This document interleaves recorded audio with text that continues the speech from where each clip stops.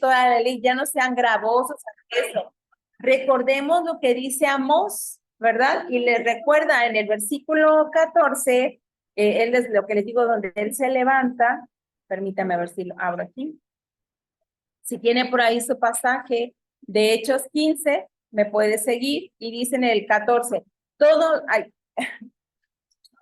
14, no, 15, ¿verdad? Dijimos 15, Hechos 15, versículo 14, dice Simón, y cuando ellos callaron, Jacobo, que le decía, respondió diciendo, varones hermanos, óiganme, Simón ha contado cómo Dios visitó por primera vez a los gentiles para tomar de ellos pueblo para su nombre.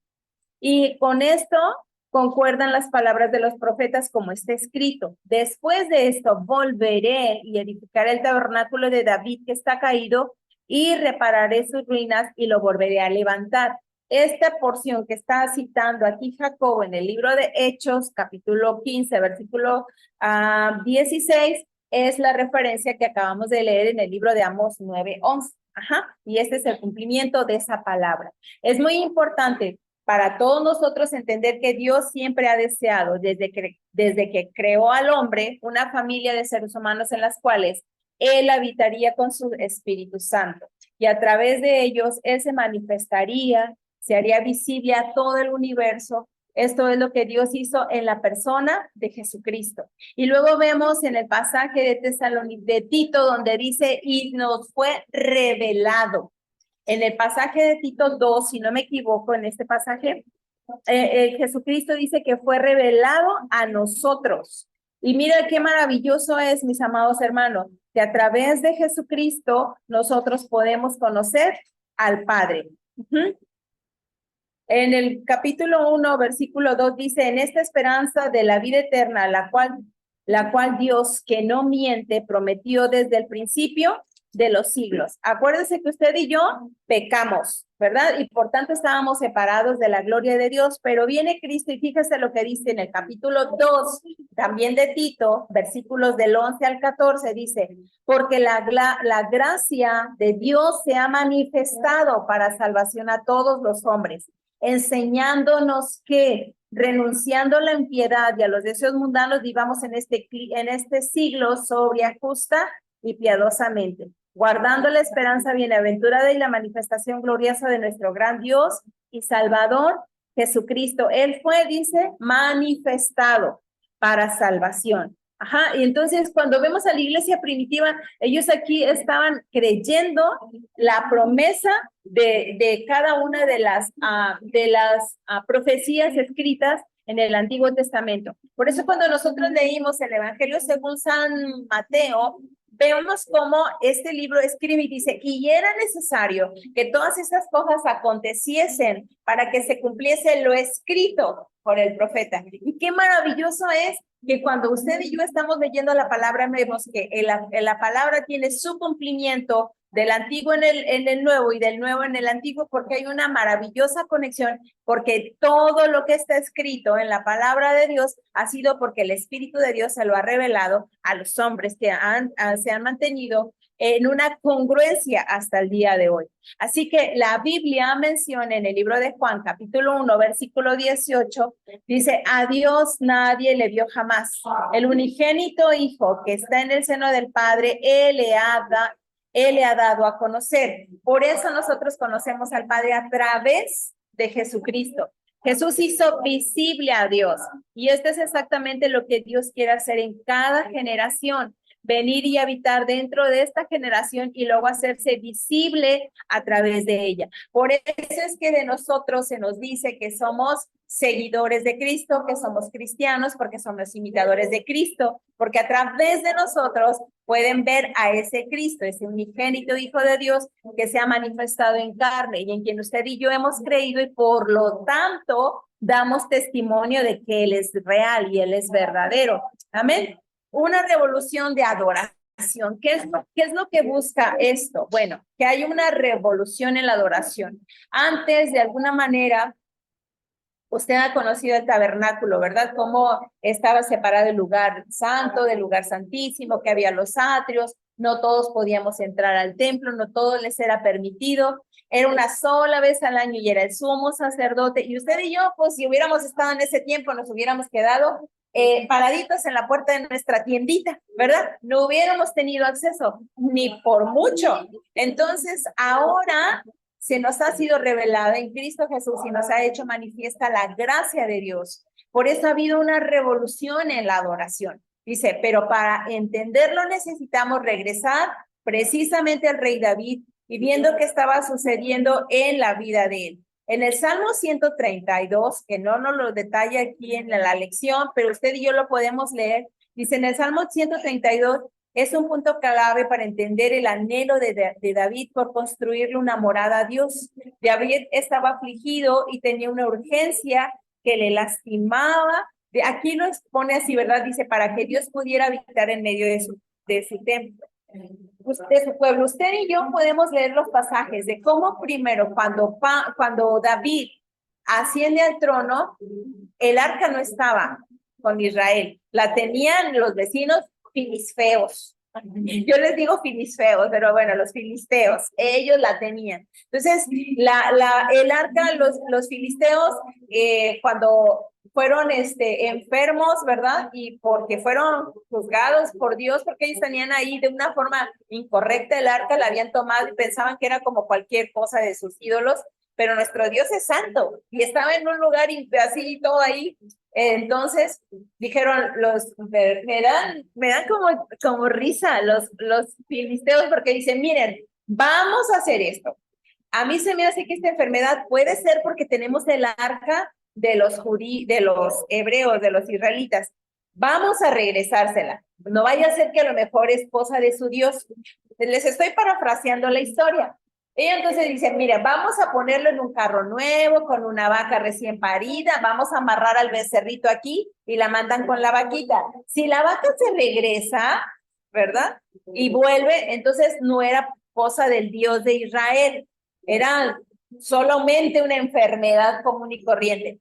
Pero si ella se va y llega hasta allá, a pesar de tener a su ternerito aquí amarrado, entonces si era juicio del Dios de los israelitas. Y entonces, ¿qué creen que hicieron? Con alevosía y ventaja, era una vaca recién parida.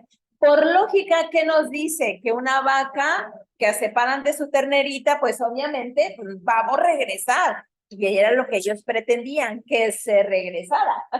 Pero no lo hizo. Dice que desde que la pusieron en el camino, ella no paró hasta llegar a la viña de un hombre de allí, y ahí se atascó el arca, la pusieron en una piedra y la dejaron ahí al intemperie.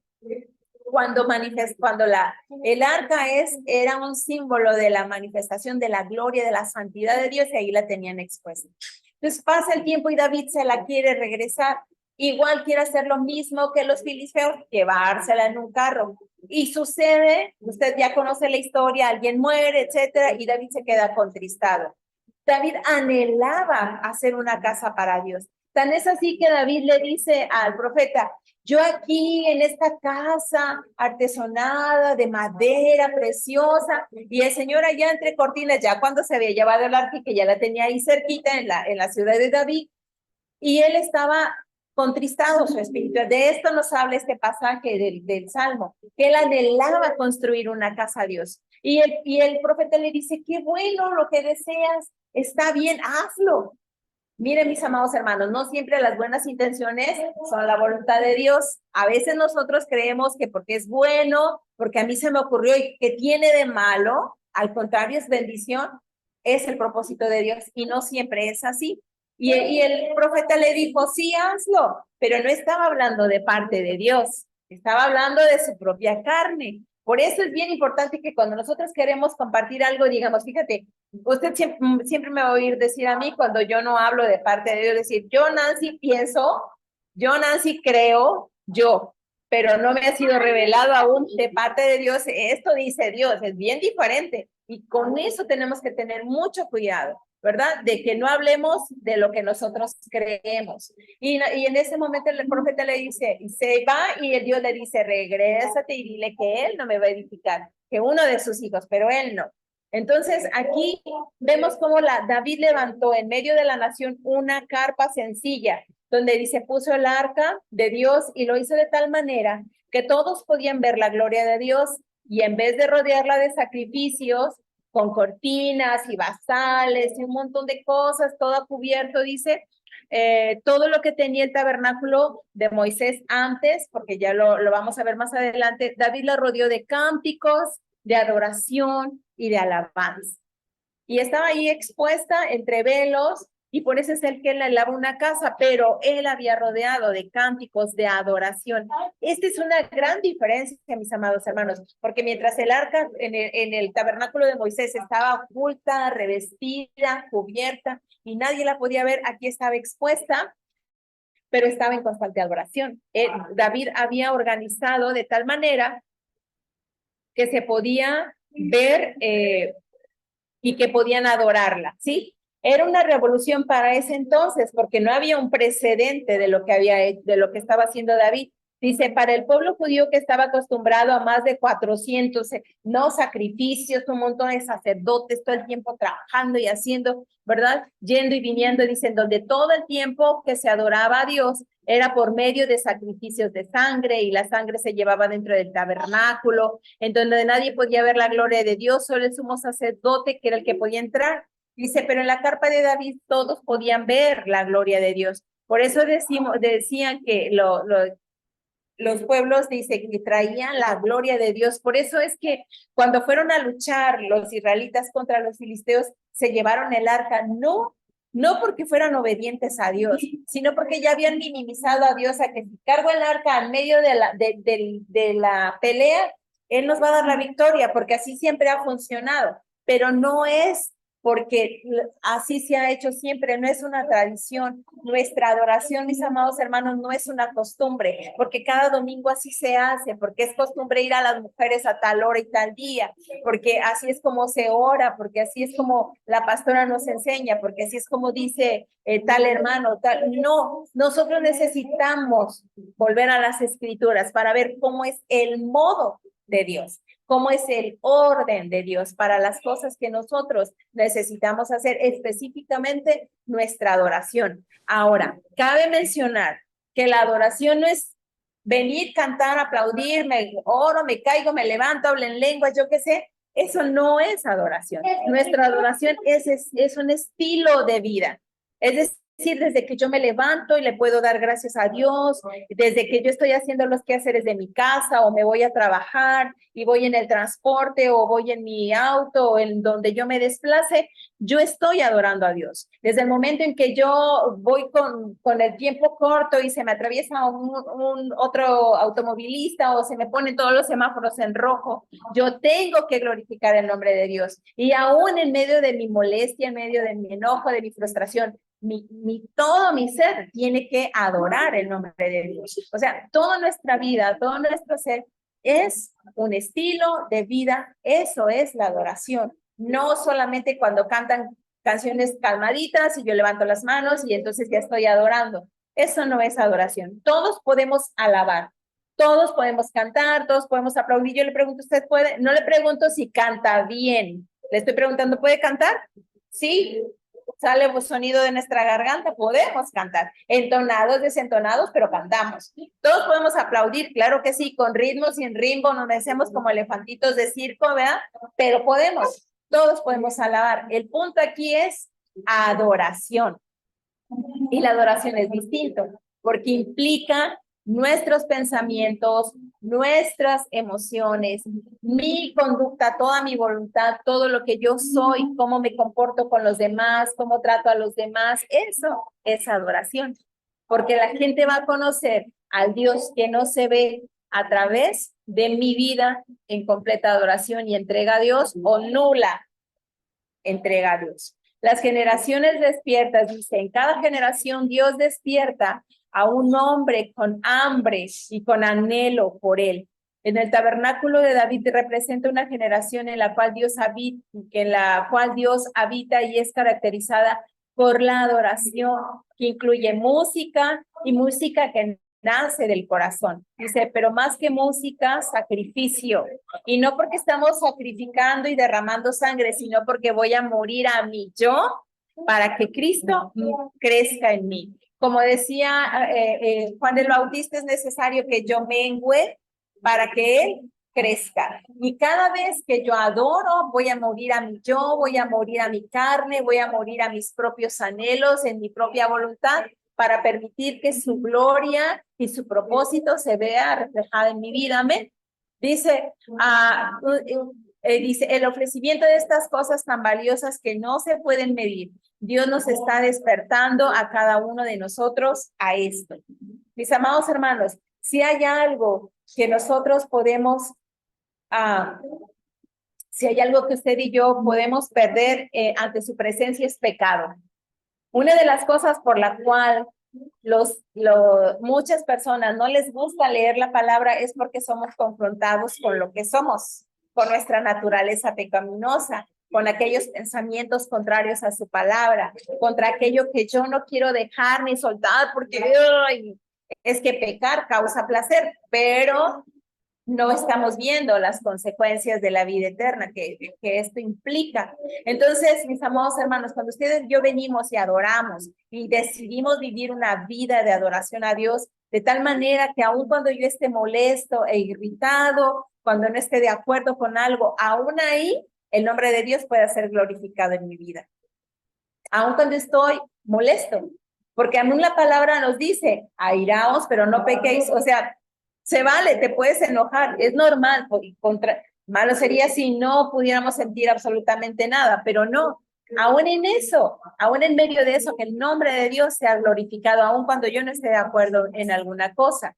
Ahora, las promesas de Dios es que el que va a habitar entre nosotros, por eso hay una urgencia de levantar una morada en nuestro corazón. Dios anhela habitar en medio de nosotros, Dios anhela establecer en la tierra un pueblo que sea su habitación, un lugar donde reposar para que otros puedan ver su gloria. Y eso somos usted y yo. Nosotros somos esa morada. Usted y yo somos ahora el tabernáculo de David.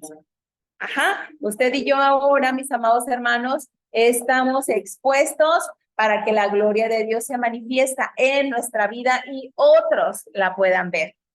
A veces es difícil porque en la casa, con la familia, con los que más nos quieren, con los que nos conocen, ¿verdad? Desde que nos levantamos es bien difícil reflejar la gloria, ¿a poco no? Porque desde que se te atraviesan, desde que hacen esto, que no, que ensuciaron el baño, que dejaron tirada alguna cosa a mitad del camino, y entonces estamos luchando, ¿verdad? Con cosas habituales, propias de la vida cotidiana, y como nos conocen, como son parte de nuestra familia, como son los íntimos de la casa, a veces nos es difícil manifestar la gloria, porque somos tal cual y se nos olvida que es justo ahí donde yo debo reflejar su gloria. ¿Por qué? Porque estoy modelando a los de la casa, a los más pequeños o a los más débiles, aunque no sean tan pequeños, pero son débiles o son todavía inmaduros en la fe. ¿Sí me explico con esto?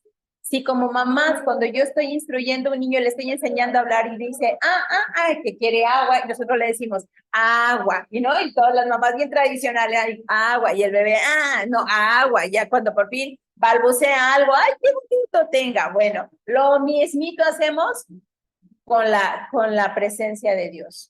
Porque si yo no soy un adorador y se me olvida que todo el tiempo estoy exponiendo la gloria de Dios porque es unción en mi vida, su comunión, mi comunión con Él y todo lo que yo soy se supone que es un estilo de vida como adorador delante de Dios.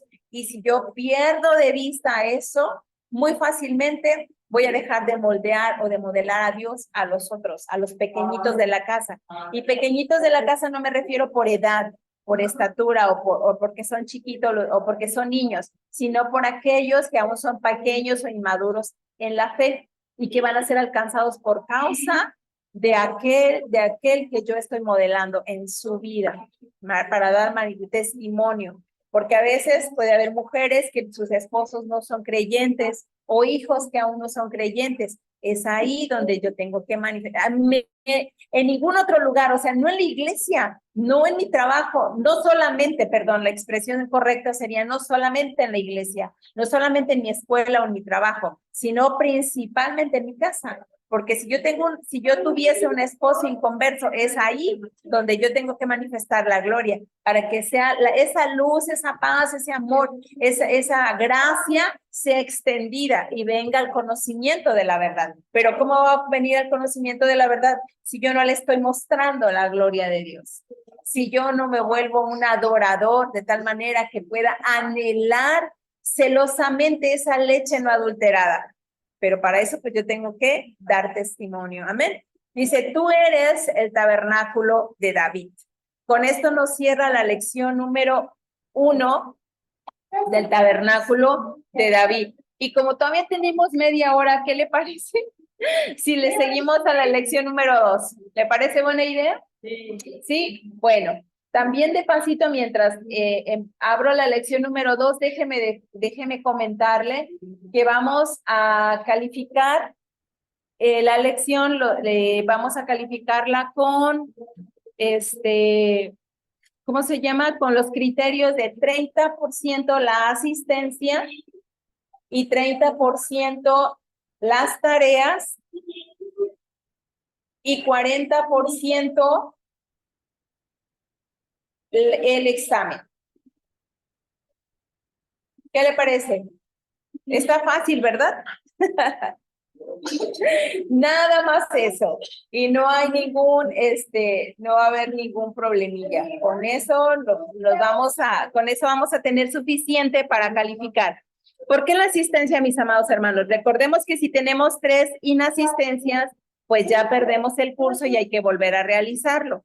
Entonces, cuando usted tenga una situación que se sale de su control, que pues por enfermedad, por causas del trabajo, ¿verdad? No estamos diciendo que nunca vaya a suceder, pero si se nos llega a atravesar, lo ideal sería que avise, ¿verdad? Que avise usted a nuestro coordinador. ¿No le puedes decir a alguien que puedes poner acá la de esto? Para que lo podamos ver. Es que se me olvidó decir, no sé cómo era. Y si usted no puede venir, entonces usted, por favor, con toda confianza, diríjase al coordinador y dígale a maestro Moy, no sé, cómo le sea más cómodo, no puedo asistir, o mándeme un WhatsApp, ahí usted me tiene en su WhatsApp, ya me tiene anexada, mi nombre es Nancy Marroquín, con muchísimo gusto. Yo le voy a servir, voy a anotar, le voy a ponerle justificada su falta, usted hace su tarea y la trae, así no pierde.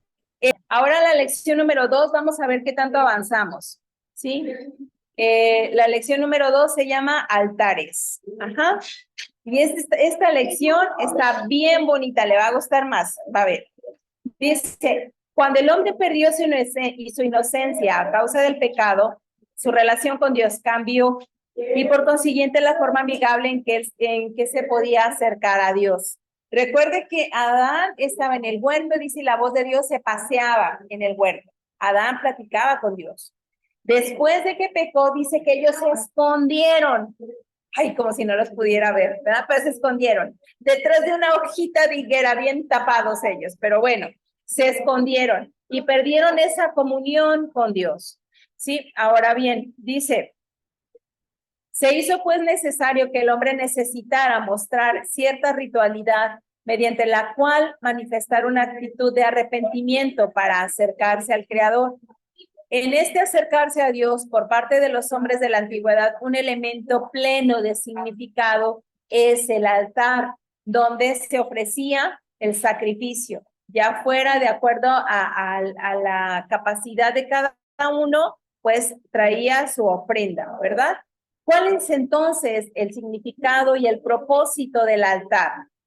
Bueno, altar primeramente significa lugar de sacrificio y el principal propósito del altar era establecer y mantener una relación de pacto entre el pueblo de Dios y entre Dios y su pueblo, ¿no? En Éxodo 20:24 dice, altar de tierra harás para mí y sacrificarás sobre él tus holocaustos y tus ofrendas de paz, tus ovejas y tus vacas. En todo lugar donde yo hiciere que esté la memoria de mi nombre, vendré a ti y te bendeciré.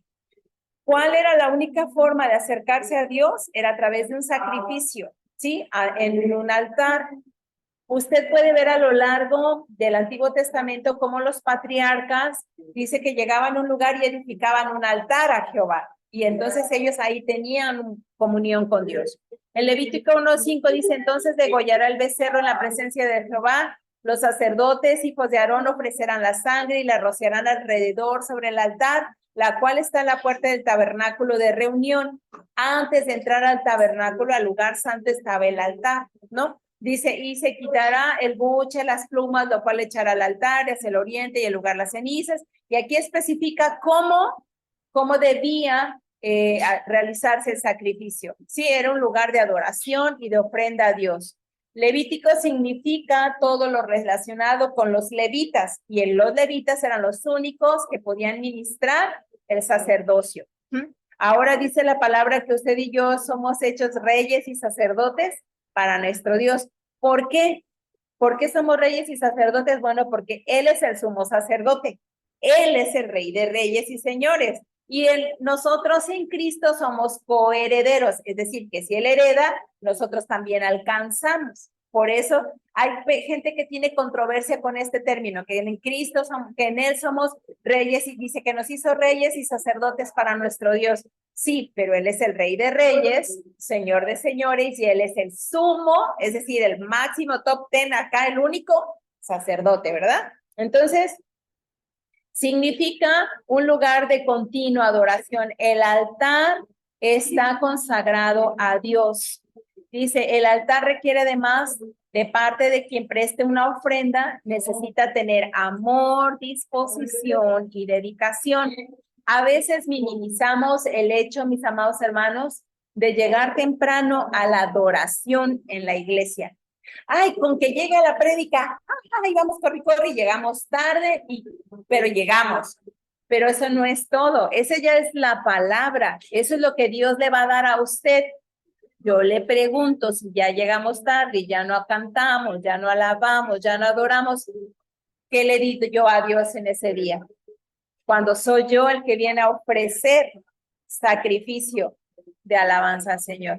¿Qué le di si llegué nomás a recibir la palabra? Vengo a comer. Yo le pregunto, ¿cómo se sentiría usted si prepara los alimentos? No necesariamente que sea la esposa, la mamá, no. Usted como hija, como hermana, dice, voy a prepararle una comida bien rica a mi familia, que vengan y se sienten conmigo y me pregunten y disfruten, ¿por qué hiciste esta comida? ¿Para qué? ¡Qué rico! Y que lleguen nomás, ¡ay, tengo hambre! Y que todo el mundo venga y arrebate de la mesa. Nadie se sentó, nadie le agradeció, nadie lo disfrutó, todo el mundo hizo como quiso y usted se queda sentado en la mesa esperando. ¿Se sentiría agradable? Va a decir, ni para qué cociné, ni para qué invertí tanto tiempo. Dios está sentado a la mesa. Él ha puesto la mesa. Usted y yo podemos acercarnos y tomar el pan de la mesa. Estamos disfrutando lo que el Padre preparó para nosotros. Pero resulta que nosotros no vinimos a adorar, no vinimos a agradecer, no ofrecimos ningún sacrificio. Y el altar es un lugar donde yo me ofrezco como un sacrificio vivo, ¿sí? Dice, y el altar requiere además que nosotros tengamos disposición y dedicación. La vida de los patriarcas se caracterizó, entre otras cosas, por la continua edificación de altares. Recuerda lo que decíamos, a donde llegaban, dice, y edificó un altar a Jehová. Esa es una de las características de los patriarcas, los primeros padres, ¿verdad? Dice, Abraham, dice, en el libro de Génesis dice, apareció Jehová a Abraham y le dijo, a tu descendencia daré esta tierra, y edificó allí un altar a Jehová, quien le había aparecido. Luego se pasó de allí a un monte al oriente de Betel y plantó su tienda, tendió a Betel al occidente y allá al oriente, y edificó ahí un altar a Jehová e invocó el nombre de Jehová. Y así tenemos otros pasajes hasta llegar al capítulo 22. Dice, y cuando llegaron al lugar que Dios les había dicho, ¿qué hicieron? Edificó allí Abraham un altar. Nosotros necesitamos disponer un lugar específico donde usted y yo podamos levantar un altar. No necesariamente un altar físico, ¿verdad? Pero, por ejemplo, usted tiene en su habitación una esquinita donde posa su cama. Bueno, yo me voy a postrar y este va a ser mi lugar donde yo voy a adorar. Elegir un espacio, un lugar. Yo recuerdo que hace mucho tiempo, cuando estábamos recién casados, pues no tenía yo un lugar específico, porque en nuestra casa, cuando nos casamos, su casa, solo teníamos la cocina y la recámara y no teníamos nada más y teníamos el baño. Entonces yo me encerraba en el baño y yo ahí me metía, luego, porque era el único lugar donde nadie me molestaba. Y nos mudamos a una casa más grande y yo no podía perder la costumbre de salirme del baño. Cuando ya mis hijos ya estaban más grandes, pues ya era, mamá, ¿qué estás haciendo? Ay, cambié entonces mi lugar de adorar de estar en el baño a un rinconcito de mi recámara. Y entonces ahora pues quiero meterme en el closet. Hace un calor terrible. Tengo que mudar mi altar para llegar allí y levantar un altar. Es importante, mis amados hermanos, que elijamos un espacio lindo, un espacio bonito, o el rinconcito que a nadie le gusta de la casa, para que usted y yo adoremos. Alguien me comentó una vez que empezó a hacer su altar en la sala de su casa cuando ya todos se habían dormido. Todos se habían dormido, entonces se levantaba, iba a la sala y en una ocasión bajó su esposa a tomar agua y prendió la luz y lo vio ahí hecho bola y se espanta. ¿Qué pasó? Dice, no, es que aquí me vengo a orar, no me interrumpan, no me interrumpan. Entonces, busquemos un lugar donde podamos edificar un espacio, un lugar donde podamos encontrarnos con Dios y va a ver que es bien bonito. No sé si alguna vez ustedes han visto la película, se la sugiero, está muy bonito, Cuarto de Guerra. Habla también del altar de oración, ¿no? Y nos invita nos da un ejemplo de cómo una persona hacía su altar de oración, ¿no? Isaac aprendió de su papá. Por eso le decía yo en la clase anterior, es importante cómo modelamos nosotros con nuestro testimonio la gloria de Dios para los que han de ser alcanzados. Isaac también levantaba altares a Dios. Y el pasaje que nos sugiere es Génesis 26-24, donde dice, y se le apareció Jehová aquella noche y le dijo, yo soy el Dios de Abraham tu padre, no temas porque yo estoy contigo y te bendeciré y te multiplicaré tu descendencia por amor de Abraham mi siervo. Y edificó allí e invocó el nombre de Jehová y plantó allí su tienda y abrieron allí los siervos de Isaac un pozo. Mis amados hermanos, lo que yo les decía, la adoración a Dios debe ser un estilo de vida de tal manera que nosotros no nos separemos o nos fragmentemos de tal manera que yo sea uno en la iglesia, uno en la fila del mercado, otro en mi trabajo, ¿no? Porque luego nos sale así como que nuestra carnita a flor de piel. Y le voy a contar un ejemplo de mi vida pecadora. Yo siempre, hay mis hermanas, que su hermana cristiana, ¿no? Ellas siempre dicen que yo soy muy religiosa, por decirme que soy de convicciones firmes, digámoslo, yo lo quiero ver así, pero ella dice que yo soy muy religiosa. Entonces, mis hermanas y yo fuimos una vez a hacer compras de año nuevo. Padre Santo, nunca hagan eso. Yo siempre trato de comprar si vamos a hacer algo especial. No somos nosotros en mi casa, no somos de hacer cosas muy ostentosas. A veces no nos molestamos por hacer algo específico, pero trato de hacer algo, una comida rica, ¿no? Entonces, siempre compro con tiempo y dejo todo ahí. Pero cuando vienen mis hermanas, les gusta ir el día 31 a las 2 de la tarde, cuando todo es un caos, es una locura espantosa, y ahí me llevan. Y ahí voy, le digo, no, hombre, aquí vamos, ahorita es un caos total. Pues ahí vamos. Iba yo manejando el carrito y mis hermanas compre y yo con el carrito. Entonces, choca una señora conmigo, me pega con el carrito atrás en los talones, ya ven cómo duele ahí. Santo Padre, yo ya le hacía yo horrible, un dolor espantoso. Y ya el señor, hágase para allá y que no sé qué. Ay, Padre Santo. En ese momento casi me estaba desconvirtiendo.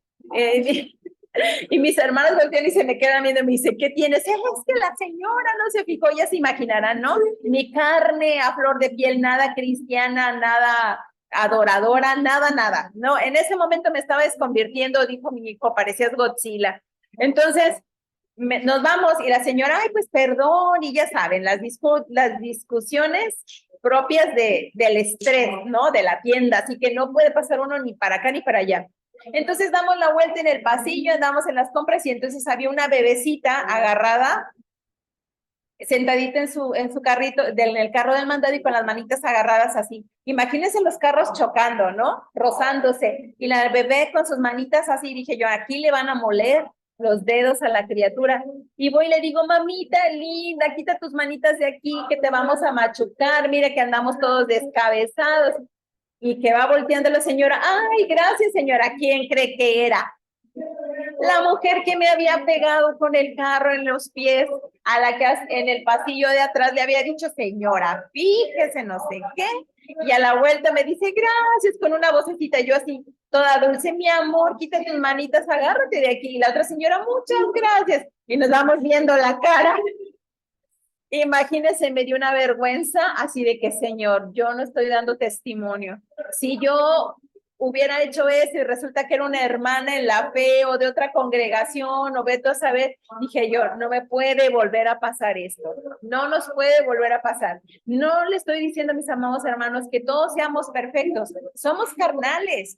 Pero la diferencia es que como usted y yo estamos siendo apartados, ¿verdad? Dice que Él nos llamó de las tinieblas a su luz y nos santificó y somos sus hijos. Entonces, ser santo significa estar apartado, que aunque puedo hacer lo malo, yo decido no hacerlo y que en medida de todo lo posible me voy a abstener de volver a aquel lugar de donde Dios me sacó, ¿no? Entonces, esta experiencia me trajo a mí una convicción plena de que en todo tiempo necesitamos manifestar a Dios. Jacob, ¿usted se acuerda que después de hacerle trampa a su hermano salió huyendo y la mamá le dijo, vete hijo, vete de aquí? Entonces se fue y durmió y él vio la escalera al cielo. ¿Recuerda ese pasaje? En esa escalera él dice que él se levantó después de que se despertó, hizo votos a Dios y edificó allí un altar.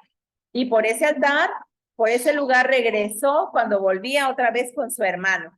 Ahora, todos edificaron altares para sacrificios. Estos altares se construyeron en función a una promesa o por orden de Dios y probablemente se usaba tanto para la adoración como para la conmemoración.